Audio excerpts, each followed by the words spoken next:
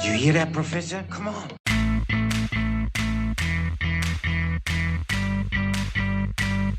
There is great genius behind all this. Yes, and great evil. Don't forget this. This is an engine of destruction. Hi, everyone, and welcome once again to the Intermillennium Media Project podcast. My name is Matthew Porter, a Generation X dad, and one of my favorite hobbies is subjecting my millennial son, Ian, to movies and TV and comics and things from the 20th century. A whale of a film, I tell you, a whale of a film, it's true. I'm Ian, the millennial son, and I was just subjected to a movie you can probably guess based on that intro. That's right. We're going to a movie for the first time here in the Intermillennium Media Project. Ooh. Not a TV series, although there will be plenty more TV series, but this one was a movie. Break out the air popper. Get some popcorn going. Extra points if you can guess from Ian's little musical interlude there. We're going to be talking about the Walt Disney production of 20,000 Leagues Under the Sea, the classic from 1954. The film that launched 1,000 Imagineers. Yes. Man, the design and the production values of this film, especially for its time, are just great. Oh my word. It feels like a movie that's supposed to have come out 10 years later. In a strange way, the production, the entire film, felt forward-thinking enough that it didn't seem like the time you said it was released. I'd say that that's true in some ways. In other ways, it was very deeply admired in its time or times prior, as a lot of Disney stuff, unfortunately, is, and we'll get to that. But you're right. In some ways, it was very forward-thinking. It was very much that Disney mid-century technology is wonderful, and yet it was also be careful who gets that technology and what they use it for. It falls into the Tomorrowland problem of the fact that I'm going to predict the future right now, which means that it's not going to be that later.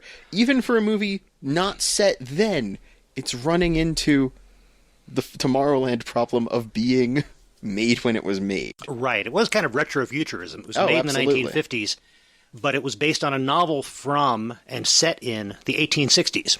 Yes. And you mentioned Tomorrowland. That's a movie we're probably not going to talk about anytime soon on the Intermillennium Media Project because it was more recent. But I really liked Tomorrowland, the movie. Yeah. I'm one of the few people who did. I could see us double featuring that and then this again. Yeah, that could work. And, this podcast we're recording right now is a great example of how this podcast came to be. Because we have these conversations anyway. I show this stuff to Ian, and then we talk about it. We figured, why don't we just record this? We'll share this with other people. Last night, it's a snowy Colorado Sunday night, and I thought, you know what I really feel like watching? And I just noticed that it's available on our public library streaming site. I want to watch Disney's 20,000 Leagues Under the Sea. And Ian and his mom, Mrs. Darling Wife on Twitter, says, sure, why not? We can watch that. And then this morning, Ian's saying, well, when are we going to start recording? What do you mean, recording? It's the fact that Mom and I are there turning to each other. It's like, so this is a podcast episode, right? I was certain this is a podcast episode. We didn't have seafood with it last night. Was that a good thing or a bad thing? I don't know. But I know this is supposed to be a podcast episode. And you were absolutely right. I don't know what I was thinking. This is exactly why we do this. Oh, yeah. So, yeah, we watched Disney's 20,000 Leagues Under the Sea, and we have stuff to say about it. Yeah. Because there is a lot in this movie. The beginning alone is, I want to show that is some excellent matte painting for that town they've got at the very start of that film. How much of that was matte painting? I don't know. There's a scene early on when they do, the establishing shot of the dock. Yeah. Where you can see a cart have to turn early on one of the streets in the background. Yeah. So that they don't run into the backdrop. Okay, got it. And this is one of those things I watch for in movies where I'm like, where's the line? Where's the magic? I'm constantly looking for the point at which someone didn't CGI out a wire properly. Okay. I love those moments. And I saw that in this. I'm like, okay. Unlike today when it's, where's the green screen? And the answer is usually 6 inches behind the actor. It's like, how big was the back lot? So where do they have to put the painted backdrop? Oh, where absolutely. do they have to insert the matte? I want to back up a couple of seconds, though, to the very beginning of this movie. Okay. This is one of those movies from the 20th century. It's based on a classic book. So what is the first image in the movie? Well, first it starts out with a picture of the curtains that are supposed to be in front of a stage. But then the first image of the movie is a copy of the book that it's based on. They don't do that anymore with books that are based on movies. I want to see them start doing that with movies. They don't do that anymore with movies that are based on books. I want to see them start doing that with movies that are based on video games. Why didn't the Tomb Raider movie start with a close-up on the cartridge and say, based on the classic work? Oh, Movie adaptation. That would be perfect. Although, at some point, that just means you get, like, a reboot with a box of the DVD of the movie it was based on opening up and someone, like, flipping the disc over and then you're zooming in on the reflection and such. You start to get meta, but in a good way. I'm just amazed the fact that I haven't seen, A, books, B, DVD cases for a set of this, or Blu-ray at this point, or, C, where are our iPad covers that look like the books from these classic Disney movies?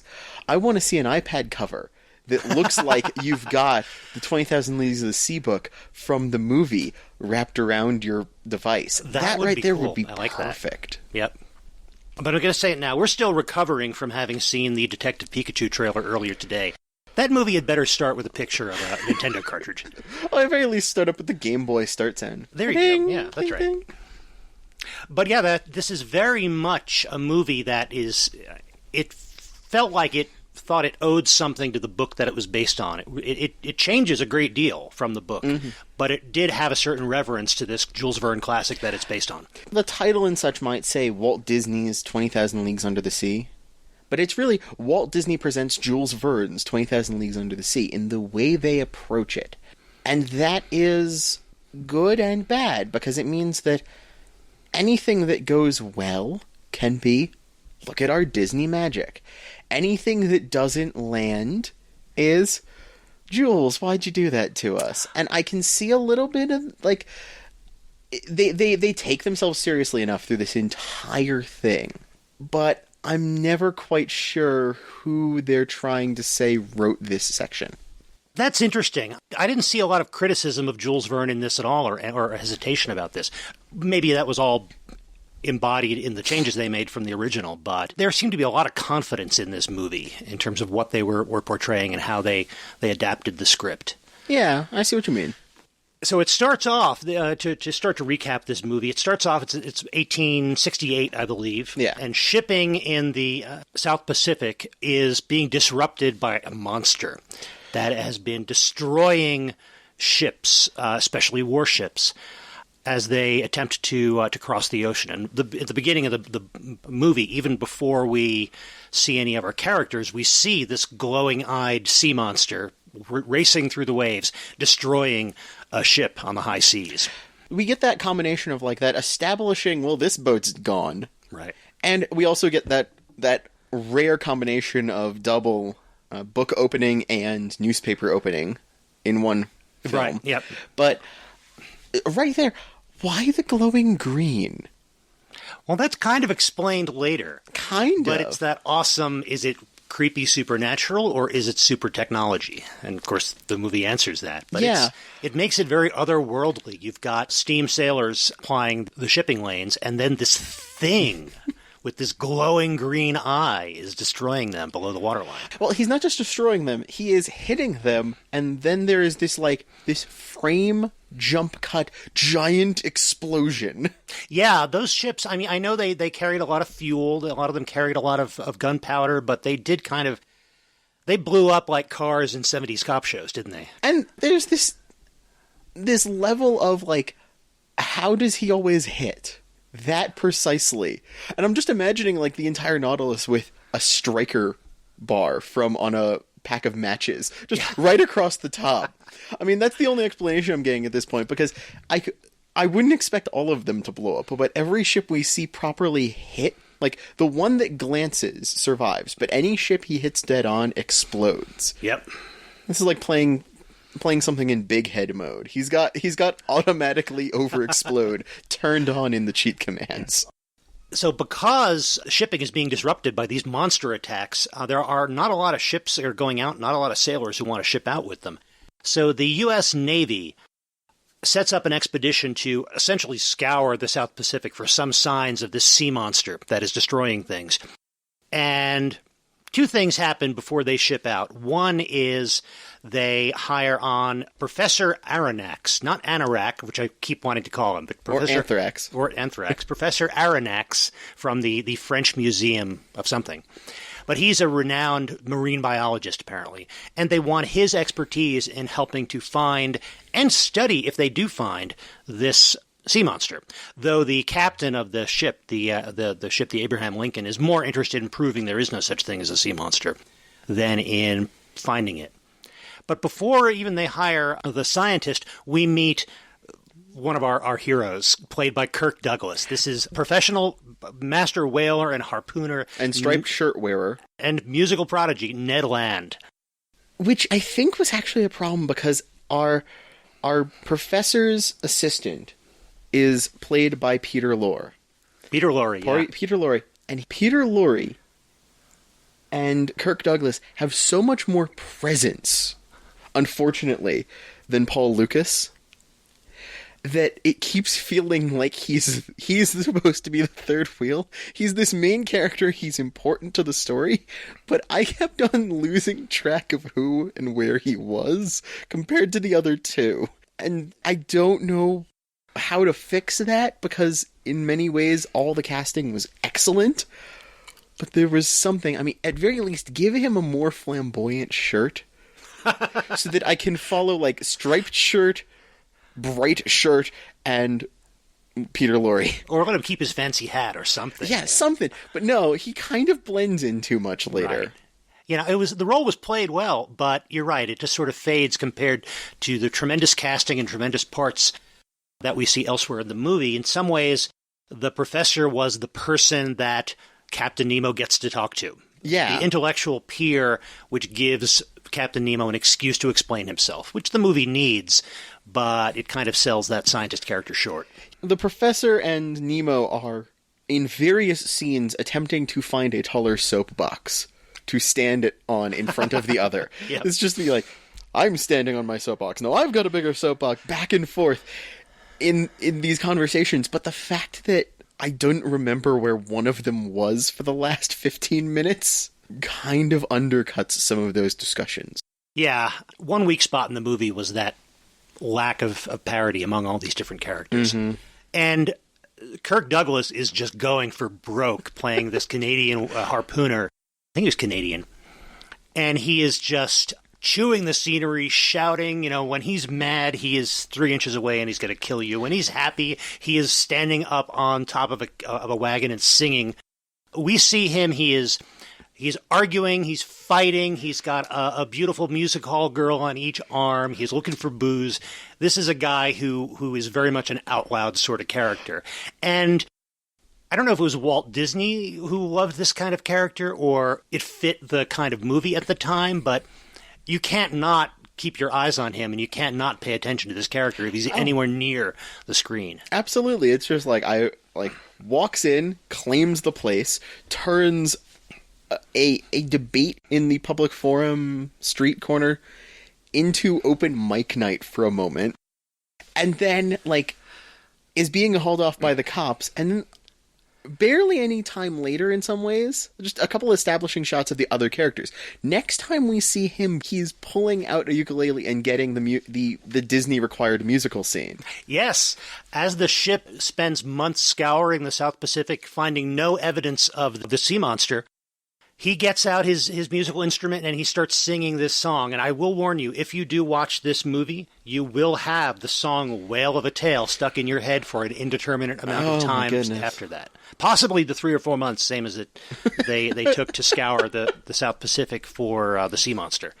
It's a pretty good song, though. It's fun. And it's a lot of jokes about women that Ned Land has spent time with at various ports.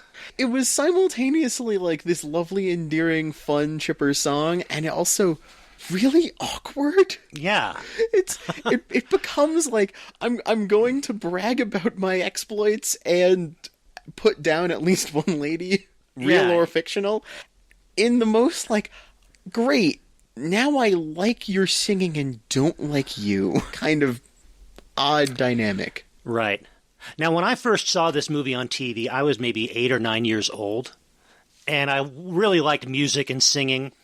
Han Solo had not yet been invented, so I thought that Ned Land from 20,000 Leagues Under the Sea was like the coolest guy in the world. I mean, he gets to spend months on ships hunting for sea monsters, not actually having to do any work, and he has all these cool songs to sing. I had no idea at the time what this song was about, being, like I said, 8 or 9 years old, but...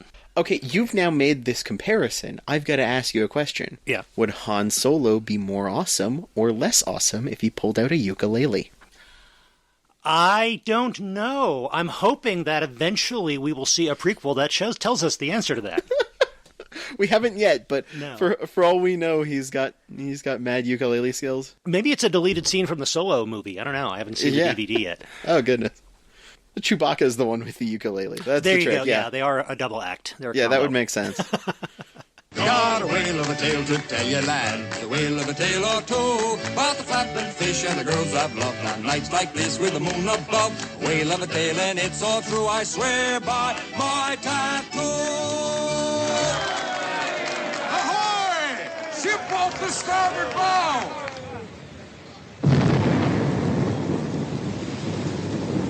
Now, one side effect of Ned Land's musical number, as is played by Kirk Douglas, is that it seems to attract monsters.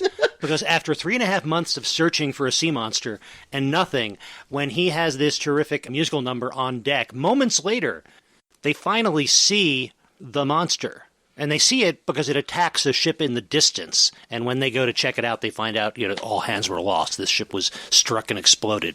Like all ships directly struck by the Nautilus. It immediately explodes in the most glorious fashion possible. But they just happen to be there enough to start firing upon the beast as it flees. Right. They run out the cannons and they start firing on the Nautilus. And I don't know if they hit it, but the Nautilus does turn. Well, they think they hit it. They're Yeah. like, oh, we struck it. It's turning. We must have disabled something or injured the beast. And then it's, no, it's getting faster. It's coming at us. Oh, no. But it's only a glancing blow, so they don't immediately fully explode. The ship does go down, but because he was already in the longboat to harpoon the monster, Ned Land is saved and adrift. So are the professor and his assistant adrift after the ship goes down. The professor's adrift, and then Peter Lorre is just like, I'm going with you, and jumps from the side. I can't tell if that is just, you're my friend, or you pay my paycheck. But it's one of those two. But he follows along. He's actually the only guy who decides to get in the water of the three. And that sets something up about him, I think. It does. He really is a loyal assistant and does not always agree with his employer, but is very loyal to him. Yeah. An interesting character. But yeah, they wind up in the water, and the ship they were on is gone. But they wind up finding this monster and find out that it's made of iron, and it's actually a submarine boat, a submerging boat. Oh my word. They find it. They find the open hatch and, walk around its foyer for a moment before Right. anything actually gets started. And this is where we really get to see some of the amazing design work that went into this. If steampunk did not exist, this is what invented it. And I think this is what it comes back to, because this is such a great visual depiction of the kind of super science that Jules Verne portrayed in his books. It is the right amount of prepared for the environment as we know now you have to be. And of course you can have framed paintings with glass up on the walls next to your riveted rust-colored steel. There's no problem with that. This is going to be all the comforts of home carried with you in a way that feels half-ready in the modern era, but is delightfully endearing in that sense to me. It's, oh yeah, I've got my open shelf cabinets here full of my important research things, but I've got this secure bolt on them. There's not quite, but I love it.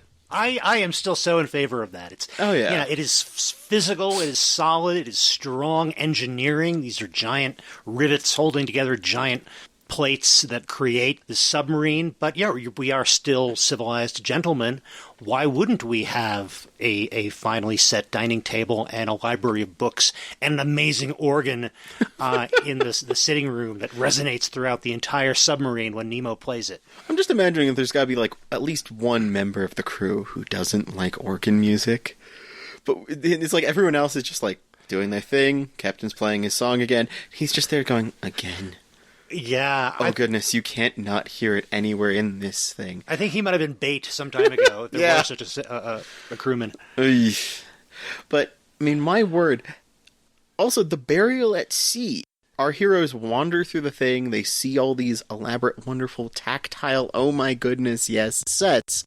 And then the professor looks out the big dome window and sees this burial at sea with them in diving suits, digging the hole, putting the casket in there, putting this already barnacle-encrusted cross. Yeah, I think it might have been made of or carved from a reef or something. Yeah, but they're doing this entire funeral procession, and then they're walking back. They see the professor stunned in this dome, and so the first real actions we get of Captain Nemo, leader of the Nautilus, is leading a religious ceremony with his crew, and what I know is supposed to be surprise and then tell my men to go, but looks a little too like hip-hop dancing underwater with how exaggerated it has to be in this costumes.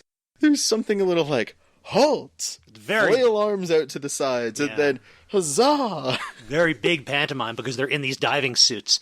I guess that's naturalistic in that you've got to be big to be understood, and that's the way to communicate. But yeah, it does look a little bit circus-like on camera. Just want to edit it back and play the footage forward and backwards with some K-pop there, and it looks like a choreographed dance group. Yeah, that would be pretty cool. A lot of this would. That's our first introduction, actually, to Captain Nemo. And shortly after that, Captain Nemo and his crew who are outside for this funeral reboard the Nautilus and take off their diving suits, and that's when we meet Captain Nemo, played by James Mason, who does such a great job with this part. You are from the warship that attacked me, are you not? Yes. We were under the impression that this was a monster, not a craft of human invention. I'm not what is called a civilized man, Professor. I have done with society for reasons that seem good to me. Therefore, I do not obey its laws. It's a complicated part. It's a complex person represented by Captain Nemo, and James Mason plays him extremely well. It's very aggressive, there's a lot to the part, and yet some things are just done with an expression. With some really good camera work and direction, but really good performance on James Mason part as this Captain Nemo. You have to be a smart, powerful figure in the room who speaks to everyone gruffly and has command of a wide array of advanced technology compared to those he's interacting with. You've got to be Bruce Wayne under the sea. Very much, and there's a lot of Captain Nemo in Bruce Wayne and Batman. Oh, absolutely. This guy who's out for vengeance, using high tech and creating his own code, separating himself from the rest of the world with a secret base. The only trick is that if the answer to "where are they" isn't in the ocean, he's not going to deal with it.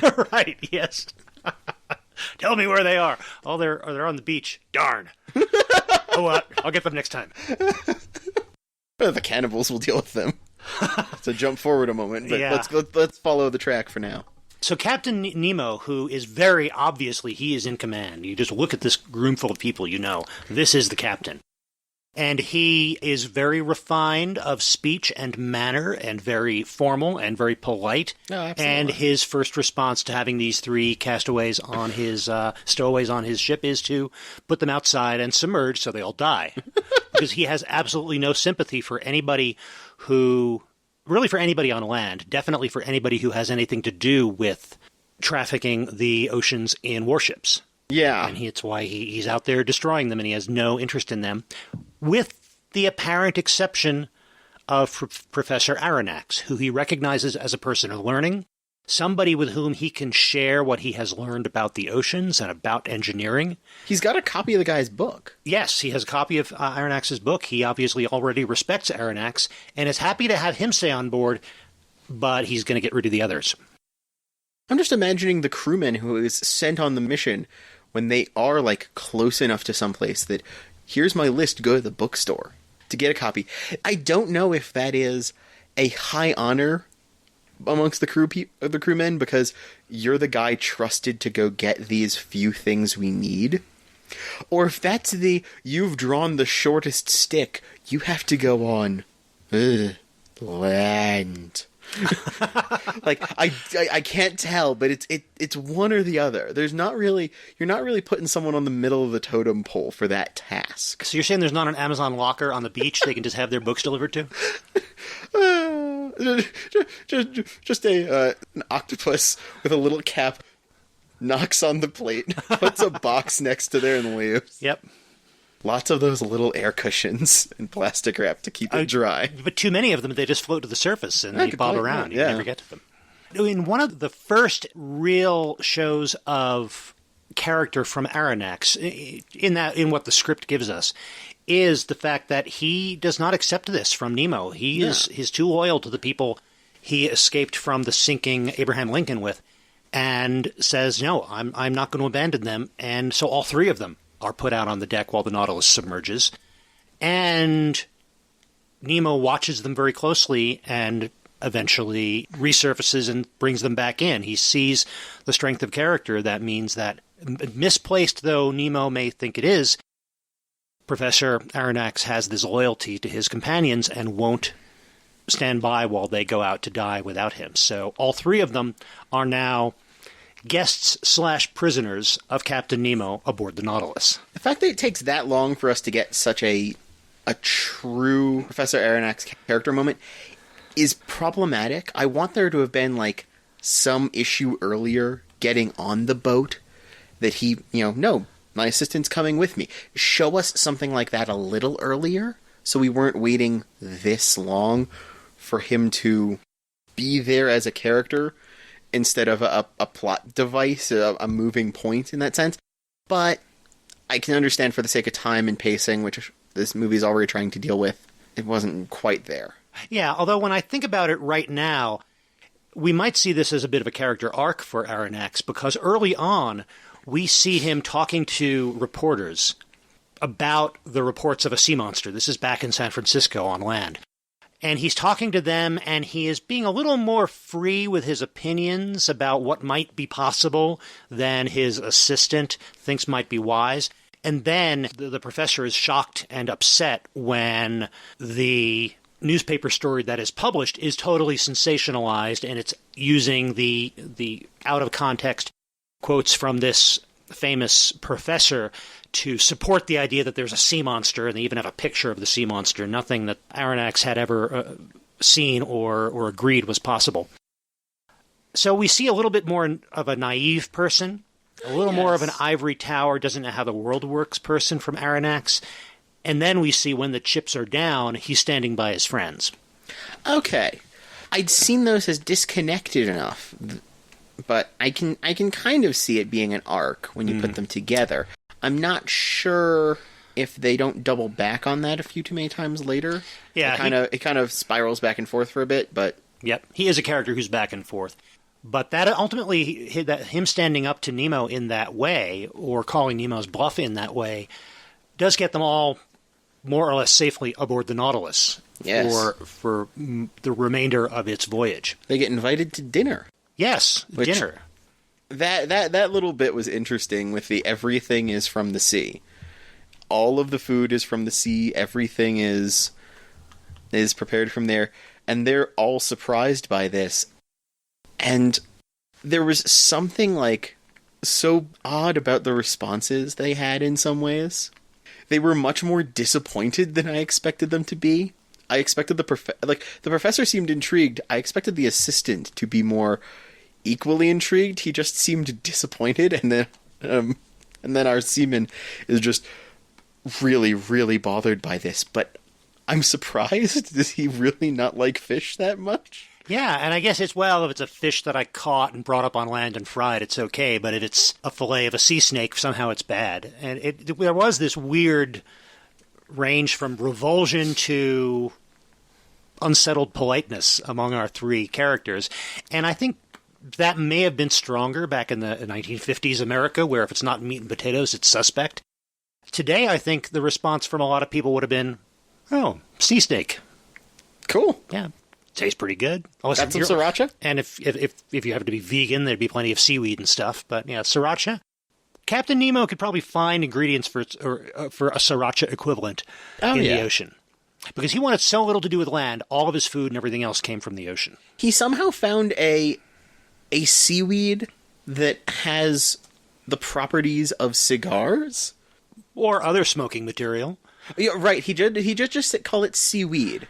We didn't get anything more specific than that. Dude, what if I built, like, a really big boat that glowed, and then I hit other boats with it? That'll show them. And this is what gets them hungry enough to eat all that other weird seafood, is the fact that they're smoking these the seaweed cigars. Oh, goodness, I can never go onto the Nautilus. So through their journeys under the sea, there's lots of your standard Disney travel log, nature documentary stuff thrown in, some of it beautifully photographed. Excellent. Especially for its time. This is when Disney Earth was still part of the other Disney movies.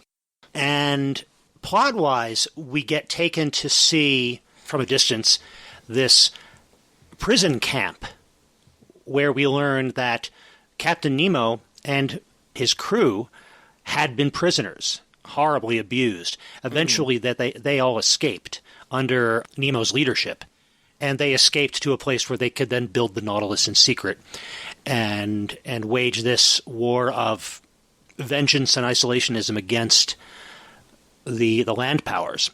And the reason they went back to this prison camp is it's like a labor camp, packing a ship full of the ingredients for gunpowder and munitions. And they're there so that they could take the ship out as soon as it's out of harbor. Yeah, which felt a little rushed in the way they filmed it. They didn't want to hang on this scene for too long for various reasons, but they had to have it there as motivation. And this, of course, is a big point that they pull up later on in terms of, like, story. But the entire thing was like, you're here now, this is what we've been doing. And I'm thinking, is every ship that? Are they saying that every single ship he's gone after is this? Or is this just, they happen to be here for the important one? I don't know that they're saying every single ship was going to or from this prison camp.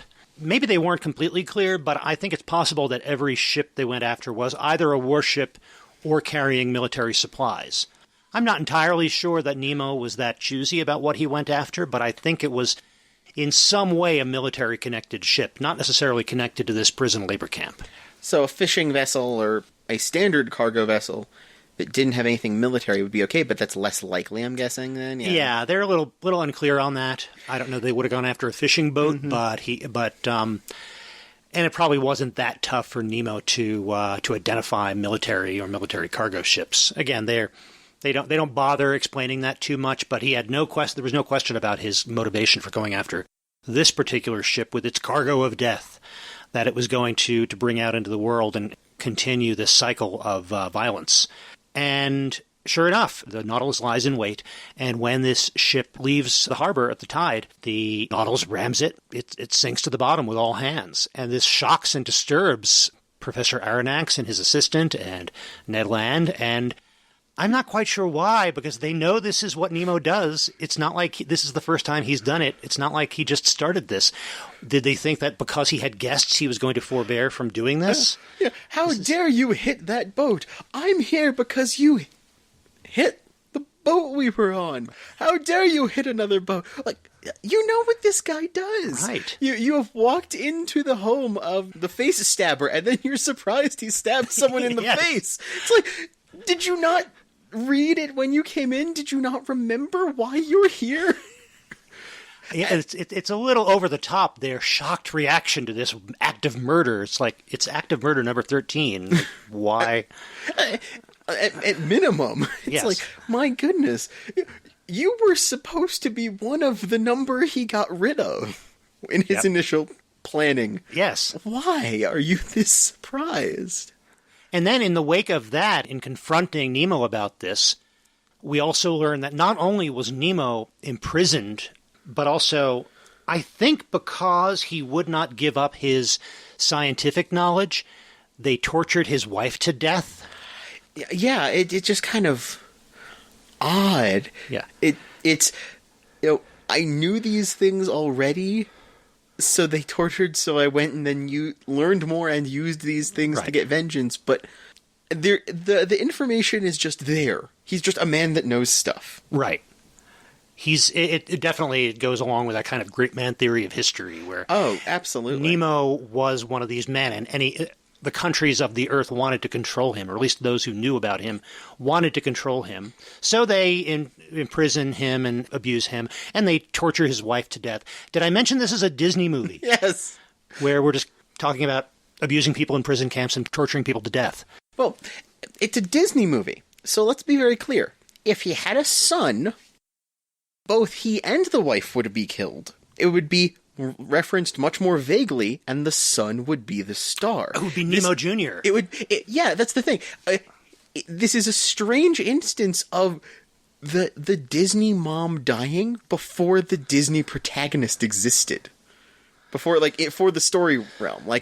I'm not as surprised Disney did this. I'm just surprised they didn't set up the other standard dominoes. If they were doing it today, I think they would. And there was no Nemo Jr., as far as we know. Can't believe that until now the connection to the other famous Disney movie did not occur to me, where it should be a white and orange clownfish that is destroying military ships throughout the Pacific. Just the exact same movie, but they've CGI'd Ellen DeGeneres into everything now. That's right. Making commentary. Finding Nemo did take over the submarine ship in the parks from this film. That's true. There is a direct connection. It is not as far a leap as we thought, thanks to those parks. Yep. And I've got to say, I miss the 20,000 Leagues Under the Sea attraction in Walt Disney World. I got to ride that once when I was in third grade or something like that. And I already was a fan of this movie, so that was amazing. There's some videos online, like people put camcorders in their porthole and recorded the trip, and it is fun. It in some ways, the fact that I saw those videos before seeing this movie didn't do them justice. Yeah. Because the ride makes the movie seem like it's going to be a bit more of a generic adventure under the sea. And the movie makes the ride feel too happy and chipper. Yes. It's like the ride's like, oh, look at the giant squid and look at the underwater sunken ruins. And then the movie's just like, man is despicable and must be slain. It's like, okay, I'm getting some tonal whiplash, Mr. Disney. Yeah, the ride really did just take the travelogue / nature documentary innocuous parts from somewhere in the middle third of the movie without really laying on the heavy stuff. If during the documentary portion, our sailor and the assistant had actually gotten to run away with the chest full of gold and jewels they found, that would have been more like the ride than the rest of the movie was. Yes. And also, I want to point something out here.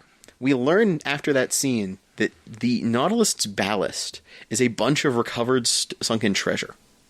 Right. But I'm going to be mad at Nemo for a moment here for a completely other thing.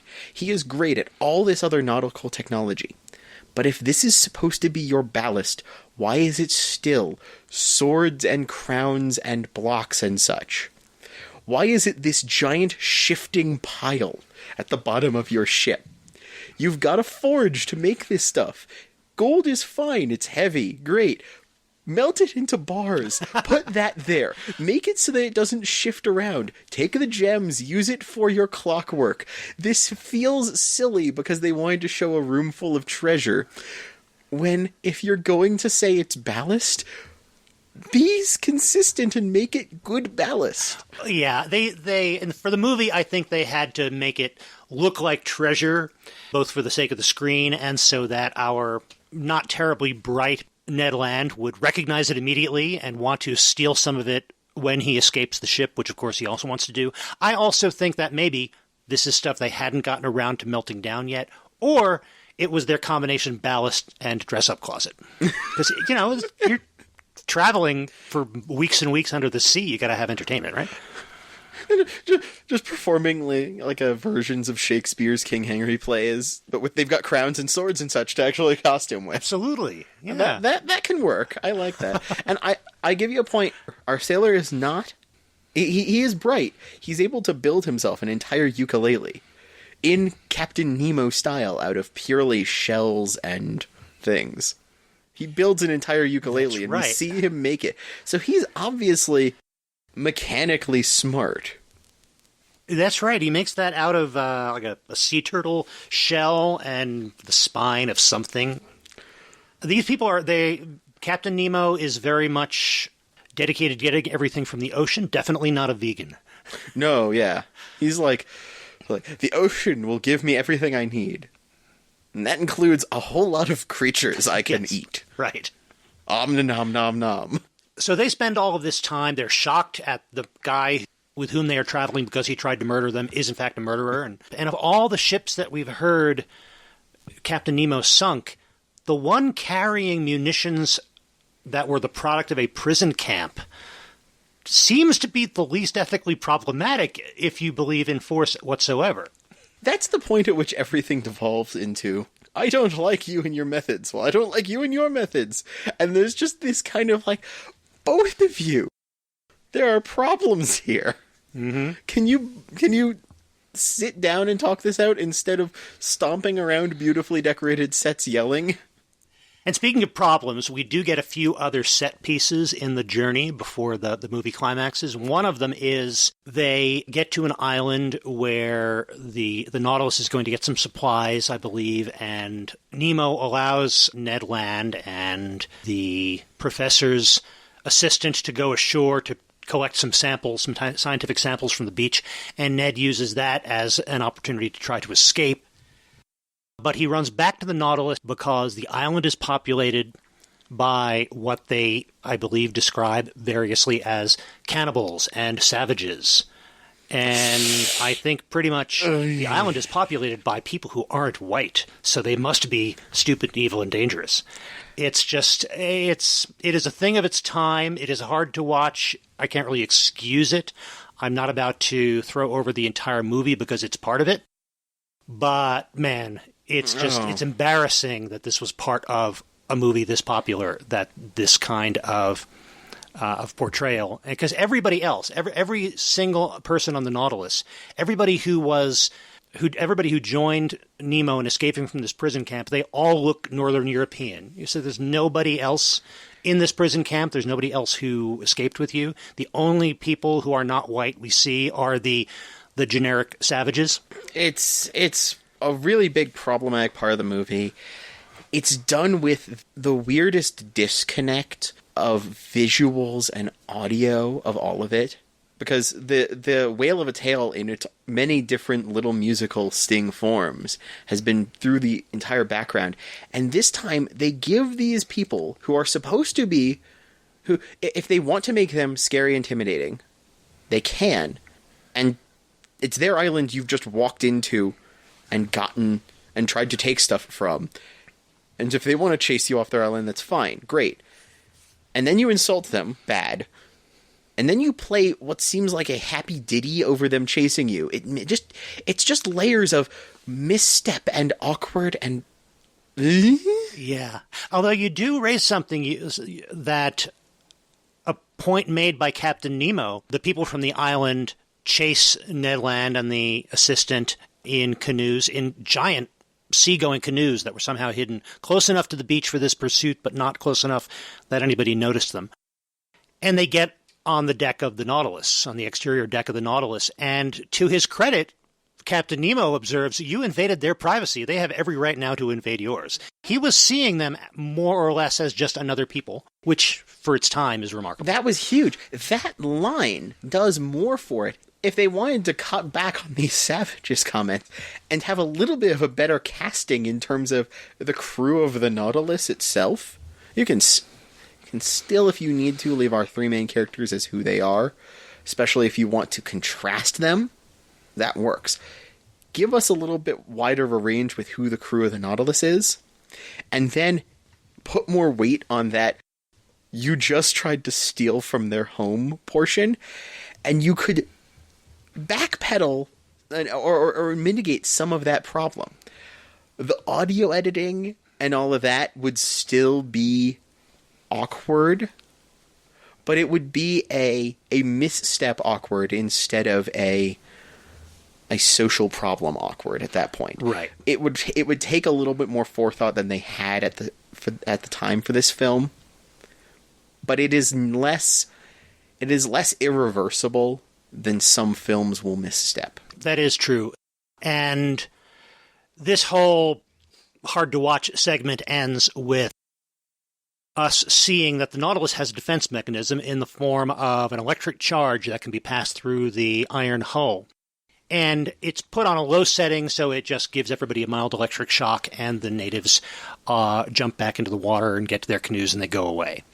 This is the dial that changes how much we're going to pay the guy to scratch little electric lines onto this film later. That's his paycheck. We ramp it up higher if we need him to scratch more electrical lines. Yeah, it was pretty good addition of animation to this live-action movie to see the little electric arcs and things. That did a pretty good job of it. That was pretty good. It wasn't jarring in adding that little bit of animation. Mm-hmm.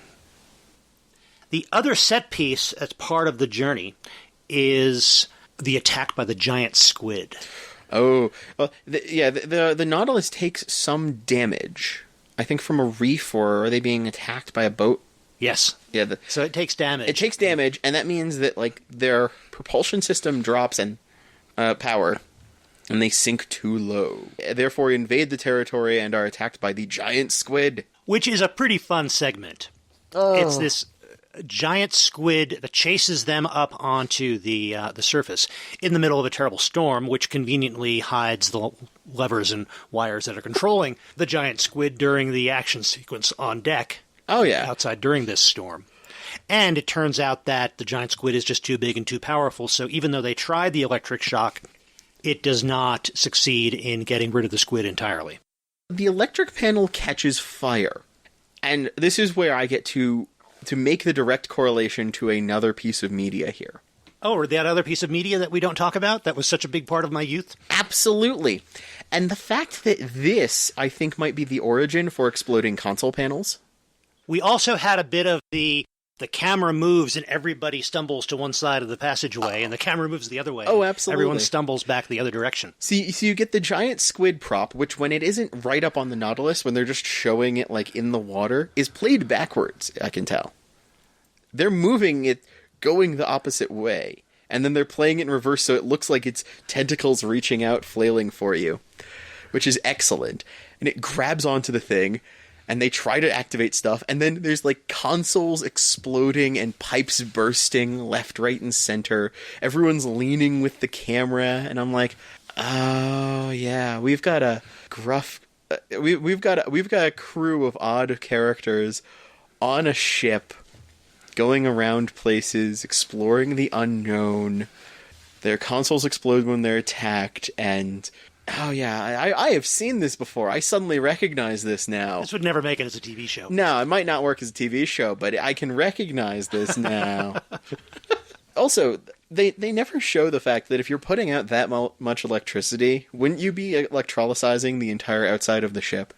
Shouldn't there be a lot of bubbles? I wonder, yeah. I'm not sure. This might require scientific testing later. So you're going to build a giant submarine and run electricity through I was thinking I'd build a very tiny submarine and test it in the bathtub. That sounds cool. Yeah, we can work on this later. But yeah, the giant squid, which also is very aware of doors.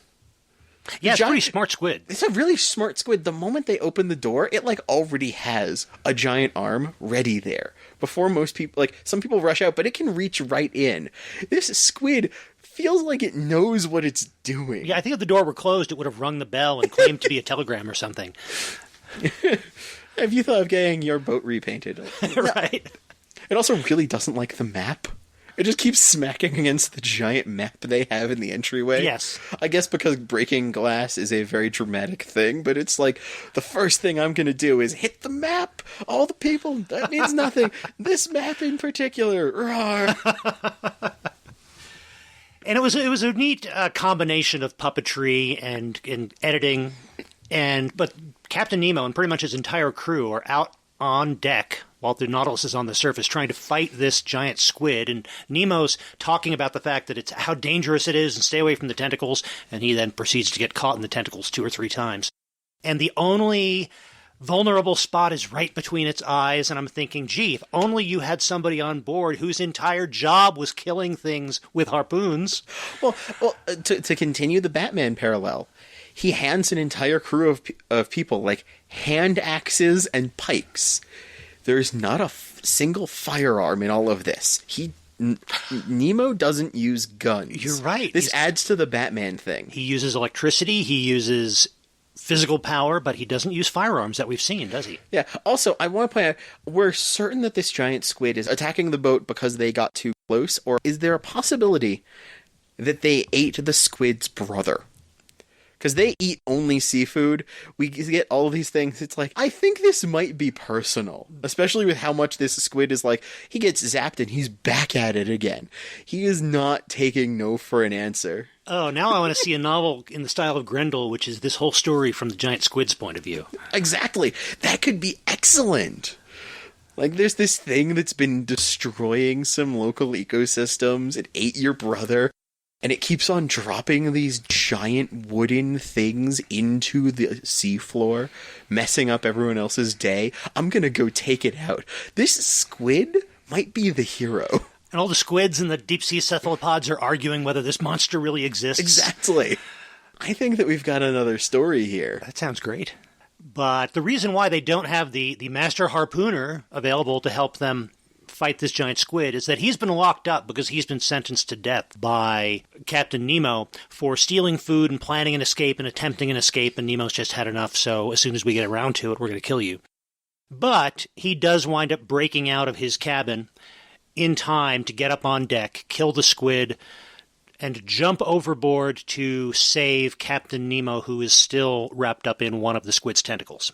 So Captain Nemo begrudgingly says that, you saved my life, I'll spare yours.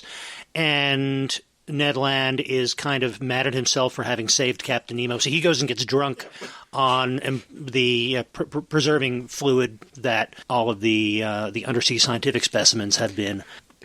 He's going through all of these things, and he reads alcohol is a solution, is not quite what he read it as. Right. No. Careful there. No. And he makes good friends with the seal that is Captain Nemo's pet. Yes. He feeds the seal the samples, and then he drinks the preserving alcohol himself. He finds a singing partner. True. That's true. We get a few more versions of Whale of a Tale. Now with seal accompaniment. And someone make that mashup now. Someone make the mashup now with seal accompaniment. Yes. Eventually, they journey back to Captain Nemo's base, which is not under the water. It is on land. He kind of has to acknowledge at some point land is useful. They do call him a hypocrite enough times towards the end here that I'm not surprised when we see that. Right. But there are troops waiting for him there because meanwhile Ned Land has snuck around the Nautilus, found the navigation charts that seem to indicate where the Nautilus home base is, throws messages in bottles with this information. One of them must have gotten picked up by somebody because there are all these armed troops waiting for the Nautilus when it gets back to base. Way too many armed troops. And rather than let the secrets of the Nautilus and his super science fall into the hands of those who would use them for evil, or evil as opposed to destroying ships with hundreds of people on board. Non-aquatic based vengeance. There you go. Couldn't have that. He sets bombs and he destroys the base.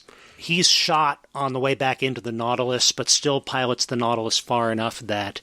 How does the Nautilus eventually get damaged such that it sinks? I think it's because, A, they didn't get to make the repairs after the squid fight, so it's already semi-hurt. Right. And then there is a whole lot of cannon firing, men who should be crewing some portion of the boat getting shot, and I think a couple of cannon rounds hit him as they're trying to leave. But in the end, it's also just a whole lot of people gathering around Nemo getting a final on deathbed soapbox and saying, by the way, I'm going to nuke us all. Right. They're not very clear about it, but they seem to be indicating that the Nautilus is run by atomic power or something very close to it. It was apparent that Captain Nemo had discovered what mankind has always sought, the veritable dynamic power of the universe. This secret alone gave him mastery of the sea. It's part of the earlier sections where Nemo is showing all these cool things to the professor. And it's this blindingly bright source of power, and you have to put on this giant lead shield in order to see it. Meanwhile, everybody else in the room is just averting their eyes because that works for radiation. Yeah, I'm also a little annoyed because the giant thing that's the backdrop to all of this is a bunch of these multicolored glowing, like, glass domes on a wall. And that was just a little too Forbidden Planet and not enough 20,000 Leagues for me. I'm like, ooh, that seems a little... You're losing the aesthetic. Careful there. I don't see enough rivets. Bring back the rivet gun. Yeah, it was a little too glossy, a little too glassy. But they only describe this power as being, he's tapped into the power of the universe, which in 1860s terms is not a bad description of atomic power, I suppose. Yeah. Although it does have that, like, and this will solve everything. Right. And that seems to be what other people, what the rest of the world wants from Nemo, is his science, and I would think this is a big part of it, is his power source.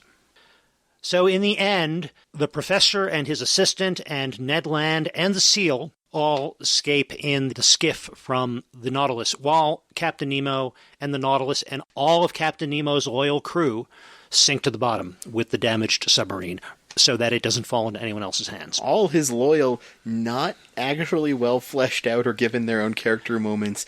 My goodness, the crew is a bunch of people playing one character at that point. Yes. His first mate doesn't have a lot of dialogue, but at least we get a little bit of a character from him, if only so we can care when he's fist-fighting Ned Land in the flooding compartments of the Nautilus towards the end of the movie. He's the closest that any of the rest of the crew get to having a character. Yeah, give us some more of the crew. This was not enough. They became scenery. And for just one difference between this and, say, the book, and this and what I think Disney would do these days, is it's fairly clear that Captain Nemo is not surviving the end of this story. Oh, yeah. Whereas in the novel, it was ambiguous as to what happened to Captain Nemo, and we do get a crossover sequel where he shows up later in another book. And today, of course, they would keep the door open to a whole bunch of sequels. This is anti-sequel baiting. Sometimes you'll put in a thread that you intentionally don't conclude so that you can get a second movie to finish it up. This one is like, we're going to make sure that any hanging threads of possible story die in fiery nuclear blast alongside one of the main important people of this film, so that there is no hope of a second one. Unless we're thinking about this the wrong way and Captain Nemo isn't the character we should focus on, maybe there could be a lot of sequels about Canadian harpooner Ned Land, in which he is captured by another terror of the sea and learns another song. Yeah, you'd have a lot of fade to black, and then I got drunk and blacked out, like cutaways. That might be easy to write. You know? I was there thinking I'd learn another song. I got drunk, passed out, woke up, tried to tell someone else about that time I was with Captain Nemo. They didn't believe me. So, went on another boat. This is really starting to sound like a Jules Verne sequel written by Charles Bukowski, which I would watch. I would read that. But yeah, that's how it ends up, is the Nautilus is gone, the whole crew is gone, Captain Nemo is gone, and the professor and his assistant and the harpooner and the seal are surviving to tell the story. Okay, that's actually a point. Now he has a seal. Now Ned Land has a seal. Oh, that's right, yeah. So now it's a buddy cop. It's Turner and Hooch on the sea in the 1870s? Oh, absolutely. That works. We might have something here. So we talked about the design of this. The story is interesting. Some of the performances are amazing. I think Kirk Douglas with this wacky character, does a great job because he holds nothing back. Oh, yeah. He does not tone it down. And the contrast between that character and James Mason as Captain Nemo is just so striking. And the engine of the movie is the contrast of these characters, because James Mason is just so compelling in how understated this is, how certain he makes this character of absolutely everything. I'm not quite sure he's read the phone book, but he's at very least like audiobook of terms in service. Do you agree? Yes, no. Yes, right.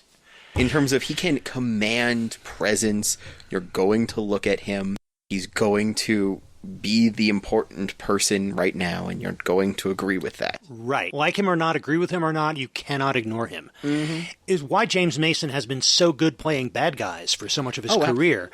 Prisoner of Zenda, there's so much good about that version of that adaptation, the movie with James Mason, but it's James Mason as the bad guy in that movie that makes it so much fun. Oh, yeah. And so that makes him perfect for this kind of anti-hero. He brings those other roles with him. Yes. In some ways, the fact that he is good at playing villains from even before this film, and if you've seen movies from around that time, you're going to see some of those other roles come along with him. You're going to distrust him off the bat. You're going to be wary. Makes you more in line with the other main characters. And that's good for this role. True. And in some movies that comes off as, oh, this is James Mason, so here's what I should think about him. And in some movies like this one, 20,000 Leagues, he really does become immersed in the character, and yet that presence comes along with him. Mm-hmm. And we talked a bit about the style of this movie, the production design, the style of the technology of the Nautilus, and that is still so influential and so groundbreaking, and I just love it. It's all so physical and real and high-tech. I want a house designed in that kind of Jules Verne through the Disney lens style. I joked at the beginning that this was the film that launched 1,000 Imagineers, and I'm a big fan of Disney in terms of the parks. Don't go often, but I read about what's going on, and I especially love the history of the parks. I read about articles of that and interviews with people and videos about what used to be there and what isn't now. And there's so many projects that I've heard of that would be started up that would call upon this movie as a reference. That I was glad when we were getting to see this, because this is that underlying theme to that tactile Imagineer style that is even present in Disney now. That pick up and touch it portion that Disney does that a lot of other places don't do. And what's that video series you introduced me to? Give them a shout out, because there's a lot of great stuff for those who like the Imagineering and the parks, Disney parks plus others. Oh, yes. Defunct Land. That's the one you're thinking about. Right. Yeah. Defunct Land. They'll talk about it, and I love that. Shout out to Kevin. He will go into this, but all these other projects, and a lot of them haven't come true. A lot of the projects never came to fruition. But it's something that it's constantly referenced back to, and that says so much. That this movie, even if its style can't always translate, the concept of how much you could walk around those sets, how those railings, and that place was not bad OSHA standards-wise by that sense. Lots of railings. But the fact that you could turn dials and move switches and see things happening is still there.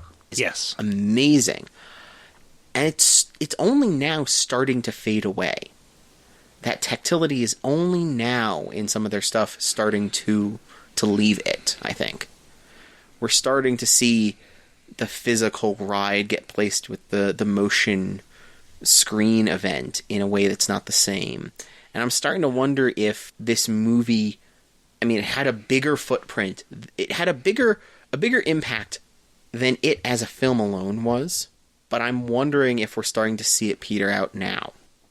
Maybe, and that in the world that we live in, being so much less substantive and tactile in so many ways. So much of what we are interacting with, even if it's just in terms of television and iPads and things, the weight and the size and the shape and the feel of it doesn't change when we're going from one thing to another because it's all on the same device.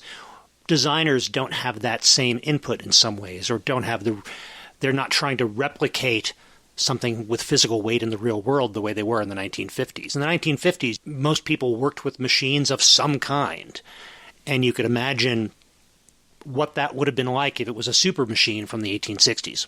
Yeah, and so that's where it is. Jules Verne set up the concept and the characters in that sense. And the execution of that for this was Disney. And that's where I was saying, like, who is the credit for what portion that I was mentioning at the beginning. Okay. This is Disney making tactile the Jules Verne aspects. And when that worked, it became part of Disney. And when it didn't quite, it was left as Jules Verne's. Oh, I see. It's not so much what they're taking credit for or blame for as much as being able to see through the movie to where the inspiration was. Is this really something that came from Disney and his people? Or is this something that they are presenting because it's from the original Jules Verne? Exactly. Oh, I think I understand you better now. And that makes sense. That's where the riveted panels of walls and railings and such became something that turned into the background on Disney. But the framed filigree maps and such didn't quite hook on the same way. And so there's parts of it that I look at and say, I see later films calling back to this not as a story, but as, and I don't want to say this and mitigate it, but as the greatest tech demo ever. Because this is a great telling of 20,000 Leagues Under the Sea. And this is an even more impressive state-of-the-art for what films were at the time. Yeah, it was the most expensive Hollywood movie ever made at the time, after the cost overruns. And even today, it is impressive for that. Yes. It hasn't lost the shine, and I mean shine in terms of concept, but in physicality, the rusted metal of that effort and that money and that time. Right. Today it would all be CGI, and even if it were the best CGI possible, it would still be different. And it wouldn't be the same as this was. It would be CGI of the time. It would take them going in and saying, we built a brand new modeling engine, a brand new render engine, a brand new improved version of green screen, teal screen, whatever, that is crisper and sharper than anything else. They would have to put so much more behind the scene before they put it on the screen that I don't think you would see that now. And this movie made in the 1950s, it was still, we built something physical and pointed a camera at it, and that doesn't change. Oh, yeah. That looks the same to us today, and the fact that we know different things doesn't change the way it looks today versus the way it looked in the 1950s. We can do what I did at the beginning and hunt for the matte painting. Right. Because we're a little bit more aware of the techniques. Yeah, and I did that in the 70s when movies were still using that, and I was reading Starlog magazine because I knew that was one of the ways movies were made.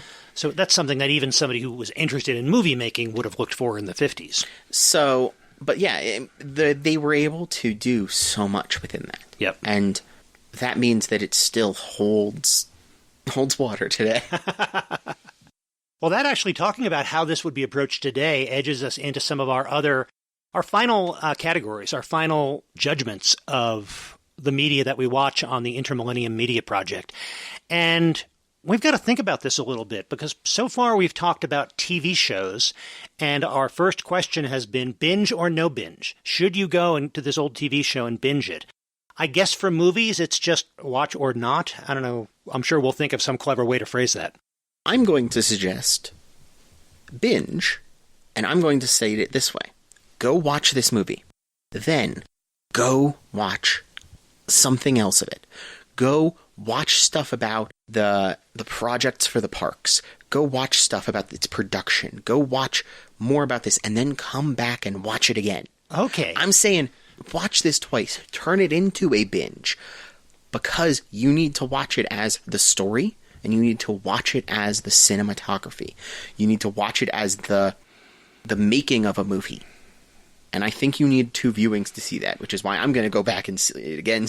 Okay, I can totally agree with that. I'm not a designer, so it didn't even occur to me that you would want to watch it, then study its design, and then watch it again. Mm-hmm. But my being a story guy, definitely watch this movie, pay attention to the story, see how they put together these character interactions, and the best parts of this movie definitely hold up, so it's worth watching. Oh, absolutely.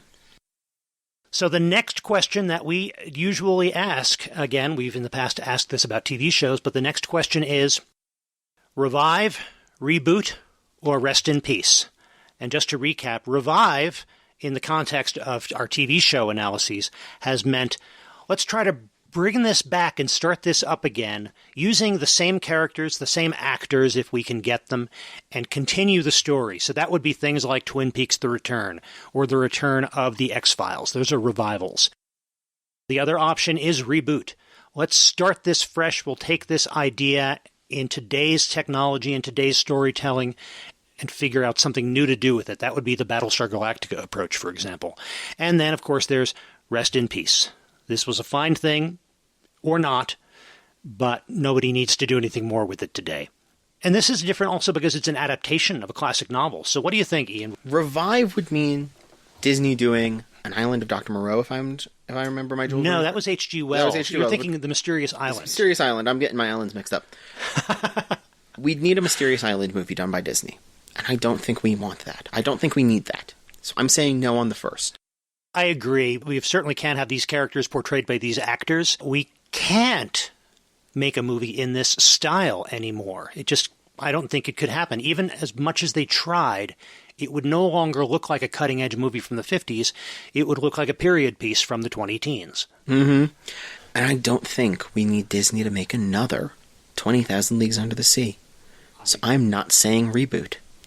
So that leaves me with a loving rest in peace, with an odd bit written on its proverbial tombstone on this, which is that Disney, I want to see, maybe not Disney, maybe a different studio, but I want to see another film like this in terms of oomph.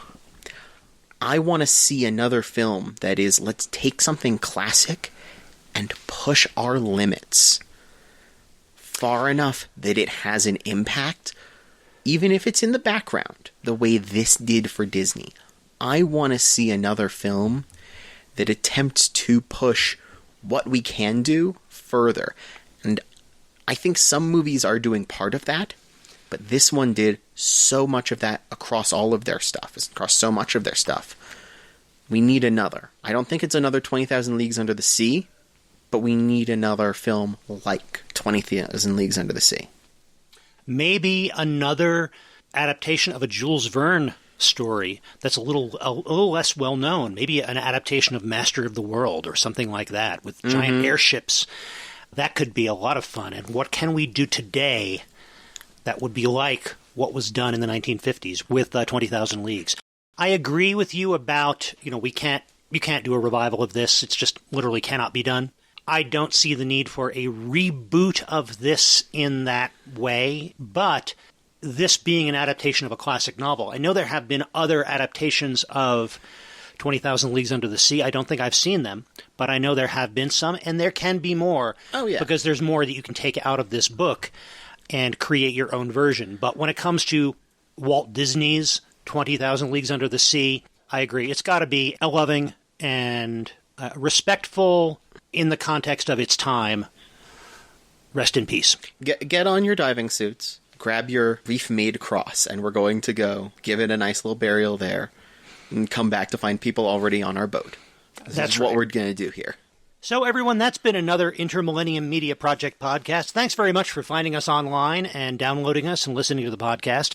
We really appreciate it. And we'll have show notes online where you can find information about what we discussed and linked to. And if you're interested in buying copies of any of the media that we talk about, we always include a link where you can do that. And if you use that link to get a copy, we get something back from Amazon on that. So if you're going to buy it anyway and use that link, that would be terrific. We'd appreciate it. I help my dad buy more DVDs of strange things that he can then show to me. That's right. We can't let up on this for Ian's sake. But until next time, this is Matthew Porter, and you can find me, by the way, online at matthewfporter.com or on Twitter as @byMatthewPorter. That's 2 T's in Matthew. And Ian, where can people find you? I am at itemcrafting on Twitter or itemcrafting.com. Great. So that's it for now. We'll be back soon with more tales of media from the 20th century. And until then, this is Matthew Porter saying thanks again. And this is Ian saying thank you as well, and go find something new to watch.